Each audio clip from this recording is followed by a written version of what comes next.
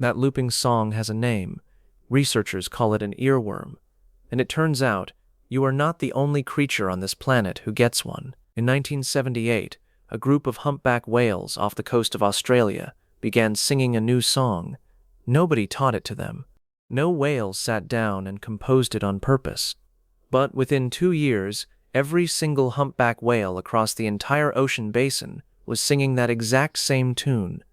Scientists still don't fully understand how a song can spread through thousands of miles of open water from mind to mind until it belongs to everyone.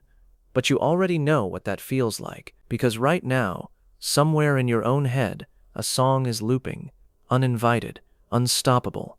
And you didn't choose it either. Think about the last time it happened to you. Maybe you were brushing your teeth. Maybe you were half asleep. A fragment of melody just appeared, uninvited, and started looping like a broken record stuck on the same 4 bars. You didn't press play. Nobody pressed play.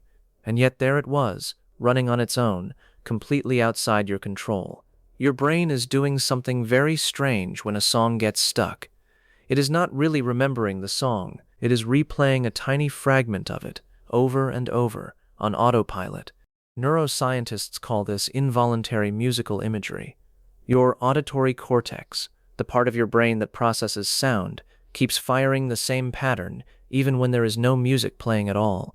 It is a glitch, a beautiful, maddening glitch. Why does this happen to you? Researcher James Clarifies, sometimes nicknamed Dr. Earworm, spent years studying exactly this question. He found that certain songs are simply built to get stuck. They tend to be simple, repetitive, a little bit unpredictable, just enough to keep your brain reaching for the next note before it arrives. Your mind hates an unfinished pattern, so it keeps trying to finish it, again and again. Clarifies found something else, too. The songs most likely to loop in your head aren't necessarily the ones you love the most. Sometimes there's songs you don't even like. Your brain doesn't seem to care about your taste. It only cares about the shape of the pattern. A melody with a strange little gap, a rhythm that almost resolves but doesn't quite. A phrase that repeats just enough times to feel familiar, but not enough times to feel finished. Give your brain a puzzle like that, and it will keep working on it whether you want it to or not. You are, in a very real sense, being haunted by an unfinished sentence made of sound. But here is where it gets stranger. You are not the only species with a brain that loops sound. Songbirds do it too. A young zebra finch does not simply memorize its father's song. It practices the same fragment thousands of times, replaying it internally between attempts, refining it note by note, the same way your brain replays a chorus while you are trying to fall asleep. Researchers studying birdsong have found something eerily familiar happening inside a young bird's brain during sleep. Its neurons fire in the exact same pattern they used while singing during the day. The bird is rehearsing, unconsciously, while it dreams. Sound familiar? Picture the finch in the dark, alone in its nest, completely still. To anyone watching, it looks like it's just sleeping. But inside its skull, a tiny neural circuit is quietly running the exact melody it practiced hours earlier, note for note, as if some part of its mind refuses to let the day end without finishing the rehearsal. Scientists studying this call it offline replay. You could just as easily call it an earworm with feathers. Now think about parrots. A parrot does not just copy a phrase once and move on. Many parrot owners will tell you the exact same story. Their bird locks onto one phrase, one whistle, one little melodic hook, and repeats it obsessively for days. Not because it wants attention, not because it is bored. Its brain appears to be doing something very close to what yours is doing when a chorus refuses to leave. Some parrots will drop an old phrase almost overnight and replace it with a brand new one, as if the old loop finally wore itself out and a fresh one moved in to take its place. If you have ever had one song finally fade from your head only for a completely different one to take over by the next morning, you already understand exactly how that feels. But that's not even the strangest part. Songbirds have a section of the brain scientists actually call the song system, a dedicated neural circuit that exists for almost no other reason than to loop, refine, and replay sound.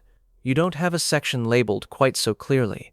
but your auditory cortex and your motor planning regions light up in strikingly similar ways when a tune gets stuck. Some scientists now believe involuntary musical looping may be a leftover of something much older, a shared piece of architecture between species that use sound to learn, to bond, and to belong. Which brings us back to those humpback whales. A whale's song is not fixed. It drifts and mutates slowly over years, the way a story changes slightly every time it gets retold. But every so often, a completely new song appears from one population and spreads, almost like a chart-topping single moving from whale to whale across an entire ocean. Researcher Ellen Garland has tracked these song revolutions for years, documenting how a tune can travel thousands of miles, passed from one group to another, until an entire population has abandoned their old song for the new one. Nobody forces them to learn it.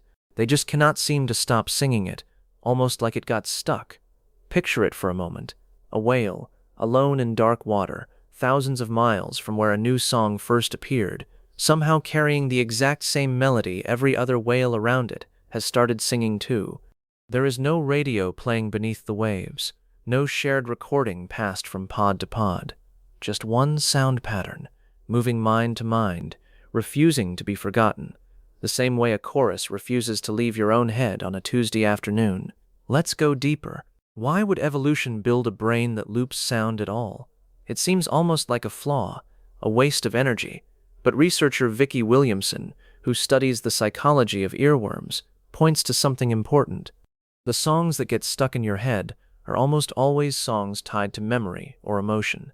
A tune from a moment you laughed, a tune from a moment you were heartbroken. Your brain is not malfunctioning. It may be rehearsing something it decided mattered, and that changes everything about what an earworm actually is. For a songbird, repetition is not a glitch either. It is how survival gets built, note by note, until the song is perfect enough to attract a mate or defend a territory. A young bird that fails to rehearse enough may grow up unable to sing the version its species recognizes, and a song nobody recognizes can mean a life spent unheard. For a whale, repetition may be how identity spreads through a population, a shared cultural signature passed from pod to pod, a way of saying, without a single word, you belong with us. For you, repetition might be your brain quietly deciding that a piece of sound is worth keeping, worth practicing, worth carrying into tomorrow, whether you asked for it or not. Think about the songs that loop in your head the most. A lullaby someone once sang to you, the opening notes of a show you watched every day one particular summer, a tune playing in the background, the exact moment something in your life changed. Your brain did not choose these fragments at random. It chose the ones stitched to a feeling. That is not a flaw in your wiring. That may be one of the oldest and most important jobs your wiring has ever had. But here's the part that should genuinely unsettle you. Some researchers now believe this looping behavior isn't just a coincidence shared across species. It may be one of the oldest tricks a brain ever learned. Long before language, long before speech, sound may have been one of the very first things a mind figured out how to hold on to, replay, and refine, because the animals that could remember a call, a warning, a song, were the ones more likely to survive long enough to pass it on. If that's true, then every time a chorus loops in your head at 2 a.m, you're not being annoyed by a modern accident. You're feeling the echo of something ancient, still running quietly beneath your thoughts. Think about that the next time a song won't leave you alone. It isn't random. It never really was. There is something almost comforting hidden inside that idea. The next time a chorus loops uninvited while you're trying to focus, you're not glitching. You're not broken. You are running a piece of software so old it predates language itself, the same software humming quietly inside a finch's dreaming brain and drifting invisibly through an entire ocean of whales. You are, in that strange looping moment, doing something animals across the world have been doing since long before anyone thought to call it a song at all.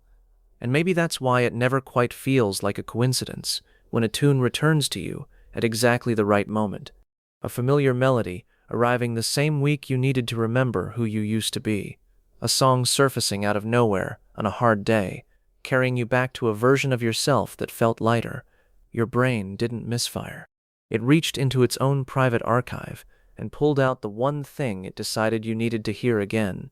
A finch rehearsing in its sleep, a parrot locked onto one phrase for days, then trading it for a new one overnight, a whale carrying a tune across an entire ocean until every voice in the water matches it, and you, humming the same 4 bars for the 5th time today, completely unable to explain why. You always thought that looping song was just an accident stuck in your head, but maybe it was never really stuck at all. Maybe it was just doing exactly what sound has always done inside a mind built to remember it. Has a song ever taken over your head at the exact same time every animal video you're watching seems to have one too? Leave a comment and tell that story. And if this made you hear music a little differently, a like helps this reach someone who needs to feel it too.